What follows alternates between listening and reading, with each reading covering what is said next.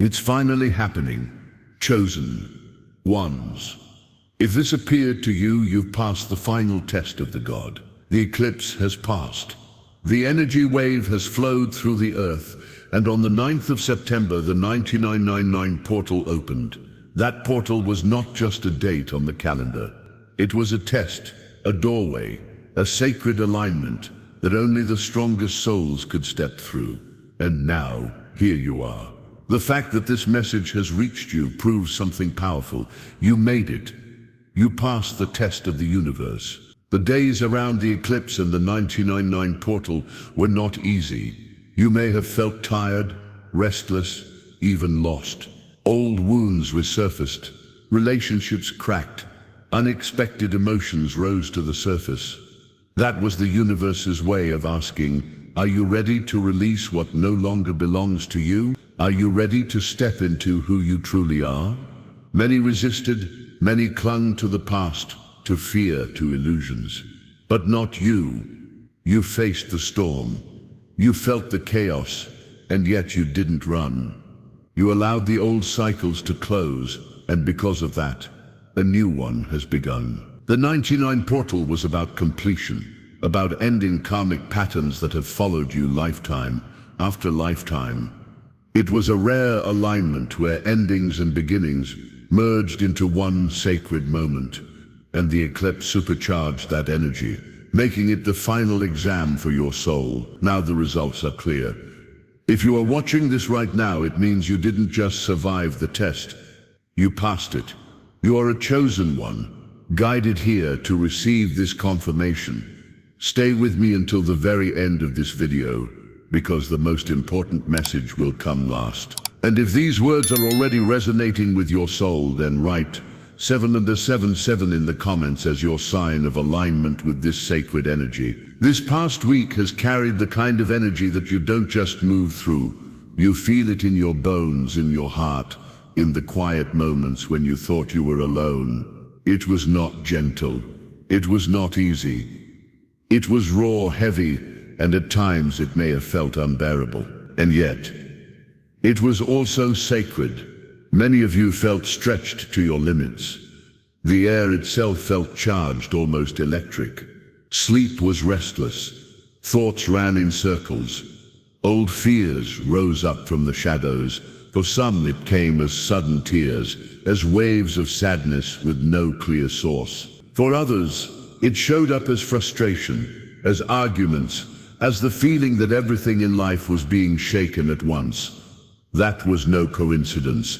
The universe was stirring what had been buried, forcing it to surface so it could finally be released. You may have noticed that the themes of the past, patterns you thought you had already healed, came back around. Old wounds reopened, old doubts whispered in your ear. You may have asked yourself, why is this happening again? I thought I was done with this, and the answer is simple. You were ready to end it for good. That's what this week was about. It was a closing of cycles that have been looping for far too long. Lessons your soul has been circling around for years, maybe lifetimes, came back for one final test. Not to punish you, not to make you suffer, but to give you the chance to step out of the loop once and for all. Think of it like a mirror being held in front of you. Everything you avoided, everything you suppressed, everything you tried to run from, it all showed up. And when it did, you had a choice to turn away, to hide, to numb yourself, or to face it, to feel it, to walk through it.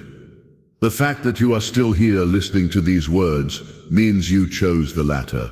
You faced it. You didn't run. And that is why you passed. Passing doesn't mean you did it perfectly. It doesn't mean you never doubted, never cried, never felt weak. Passing means you kept going anyway. Passing means that even when you wanted to give up, some part of you chose not to. Passing means you trusted, maybe only a little, maybe only for one breath at a time, but you trusted enough. And that was enough.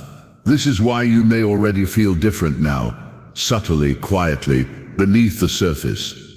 The heaviness may not be fully gone, but something has shifted. There's a lightness where there was only weight. There's a clarity in moments where confusion used to live. Even if you can't explain it, your soul knows something ended and something new began. You may start to notice small signs, numbers repeating, strange synchronicities, conversations that feel like messages, dreams that feel more vivid, more real than usual. These are not accidents. They are confirmations. They are the universe's way of whispering, yes, you passed. Yes, you are ready. Yes, the path is open now. So what does this mean for your life?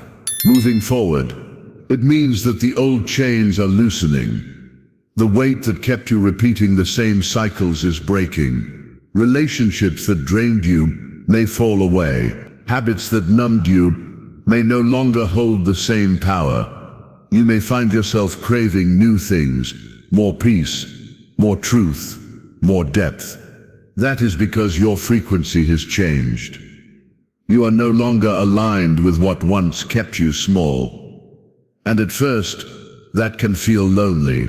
It can feel like you are standing in an empty room where the old furniture has been taken away, but the new has not yet arrived. That emptiness is not loss. It is space.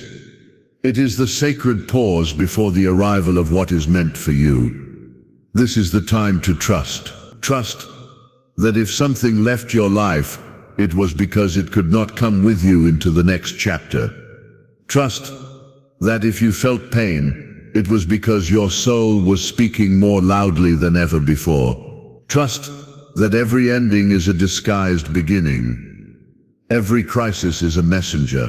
Every heartbreak is a teacher. Every detour is still part of the masterpiece.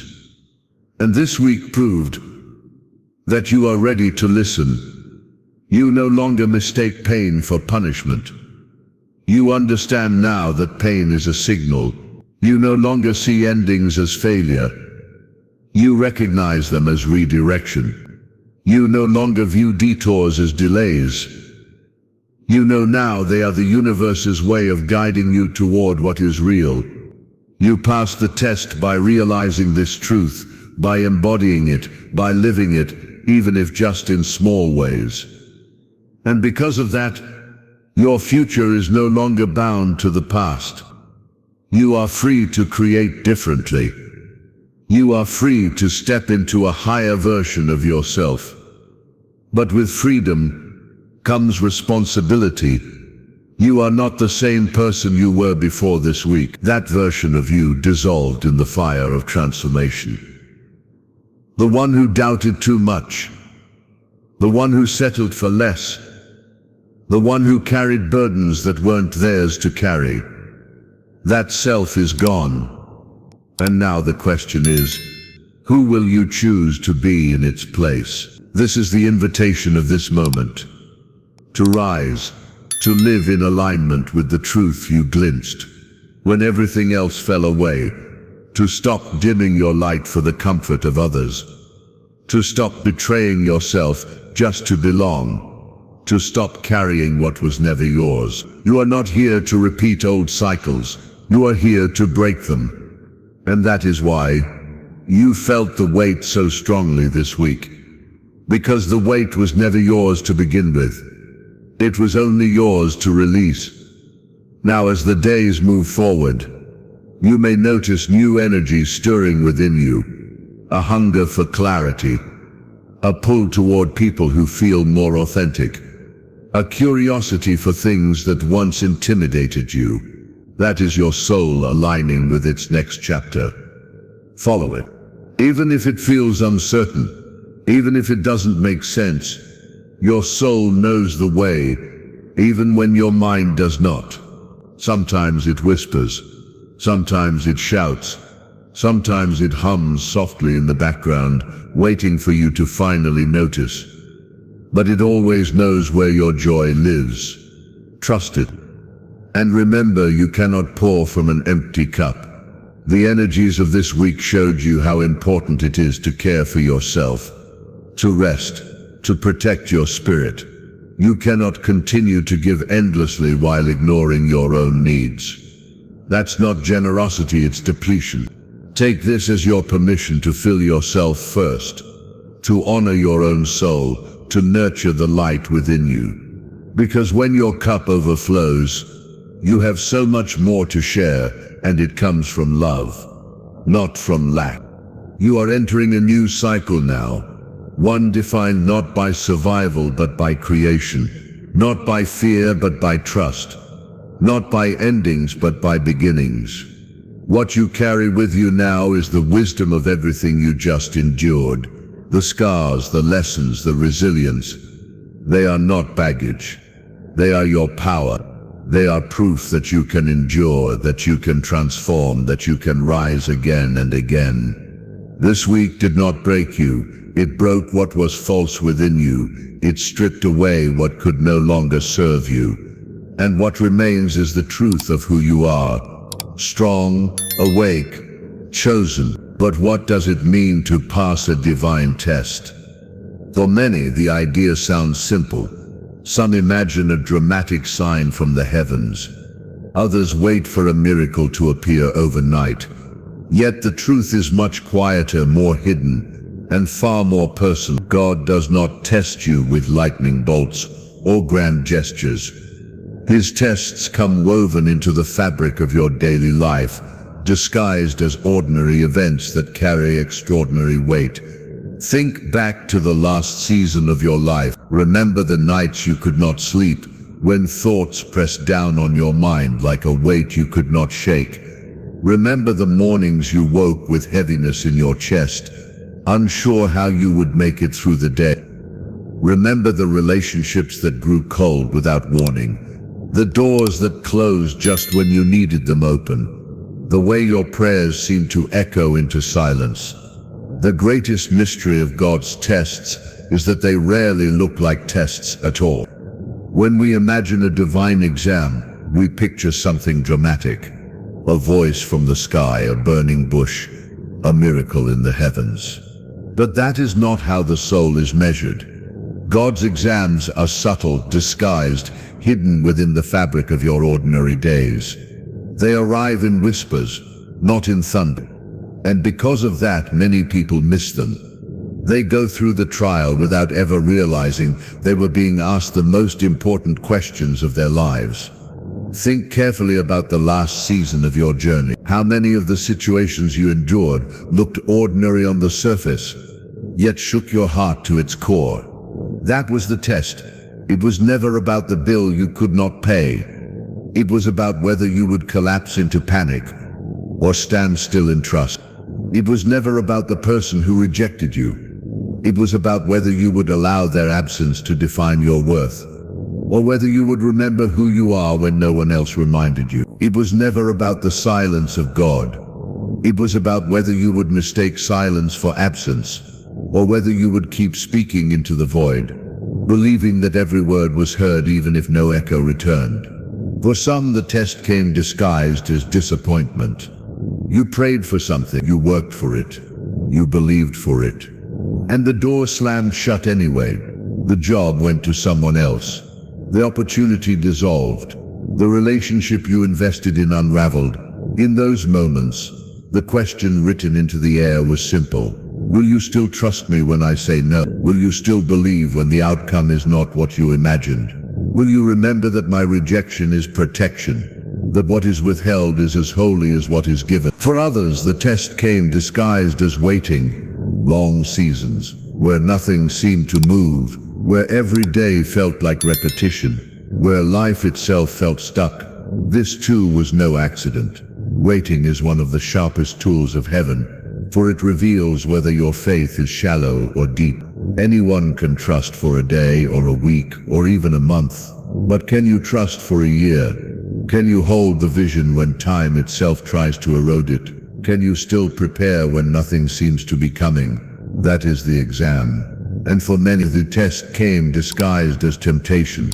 The pull to go back to what you already outgrew. The urge to return to the relationship that drained you simply because loneliness felt heavier than freedom. The itch to step into old habits, to numb yourself with distraction, to silence the ache with things you already knew would not satisfy. The question was not whether the temptation would appear, it always does.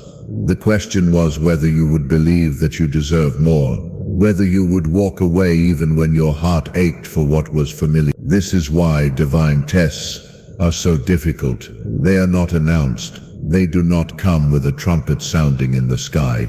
They slip into your life disguised as ordinary moments, and only your soul can recognize their weight. Think about when that argument broke out between you and someone you loved. The test was not the argument itself. It was whether you would choose pride or peace, ego or forgiveness. When you sat at the table looking at bills that outweighed your income, the test was not about numbers. It was about whether you would declare lack or declare abundance. When you lay in bed at night feeling unseen, unheard, alone, the test was not your loneliness. It was whether you would believe the lie that you were forgotten, or whether you would cling to the truth that you were chosen. Most people fail not because they are weak, but because they do not recognize the exam when it arrives. They think it is just another bad day, just another disappointment, just another delay, and so they curse it, complain about it, or numb themselves through it. They abandon the very frequency that was being measured, but not you. If these words are finding you, it is because you endured. You may not have done it perfectly. You may have cried, doubted, even shouted at the heavens, but you did not quit. You did not return to what you had outgrown. You did not throw away your faith completely. You held on, even if it was by a thread, and that was enough. Because here is the mystery. God is not grading you on perfection. He is not waiting for flawless performance. He is watching for persistence, for willingness, for the spark of trust that refuses to die, even in the storm. That is the sign of a soul ready to step forward. Let me tell you this clearly. Passing the test is not about how strong you looked. It is about the fact that you kept showing up, you kept breathing, you kept walking. Even if every step was shaky, even if every breath was heavy, you kept moving forward. That is what heaven honors. And because you recognized, because you endured, because you did not turn back, you have now stepped into and too few ever reach the threshold beyond the exam. This is where destiny begins to unfold. This is where the future you prayed for starts to take shape. But remember this, passing the exam does not mean the challenges vanish overnight. The storms may still come, the shadows may still whisper, the doors may still close. The difference now is not the absence of trial. The difference is the presence of strength within you. You carry something now that you did not before. You carry proof that you can endure, proof that you can rise, proof that you are more resilient than you believed. That proof is what the next chapter of your life will be built upon. Because now when fear tries to return, you will remember that you survived worse. When doubt creeps in, you will remember the silence you endured and how it shaped you. When loss comes, you will remember that what leaves makes space for what is better. This is the wisdom of those who pass the test. It is not just a certificate handed to you in the sky. It is a mark etched into your spirit. It is the clarity you now carry, the weight you no longer bear, the strength you did not know you had. And as you walk forward, you will begin to see signs that confirm it. You will notice how the same temptations no longer grip you. You will feel the old fears knocking, but you will not open the door. You will hear the whispers of doubt, but you will answer them with truth. That is what it means to pass.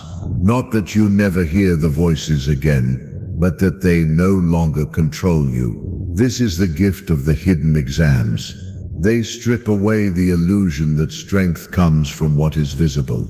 They show you that true power is quiet, steady, rooted deep within. They teach you that the real victories happen in silence, in the choice to believe when no one is watching, in the decision to keep going when no one is cheering, in the faith you hold when no evidence supports it. And now that you carry this, the journey opens before you. The test was not meant to crush you. It was meant to crown you. The exam was not punishment, it was preparation. And if you are reading this, then you are proof that preparation has been completed. But this is not the end. In fact, it is only the doorway.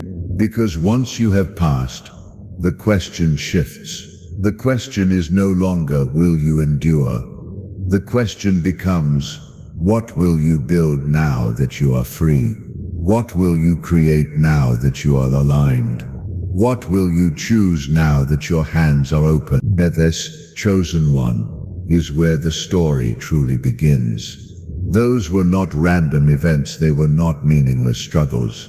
They were questions written into the air, invitations placed in your path.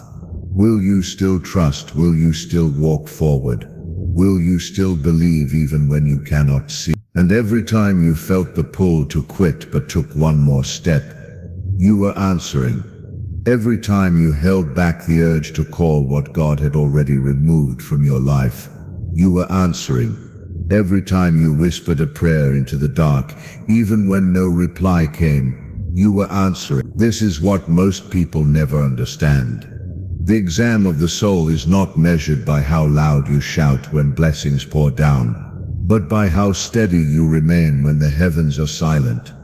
The real proof of faith is not in sunlight, it is in shadow. Shadow has been the teacher of your recent days. For some, the test showed itself in love.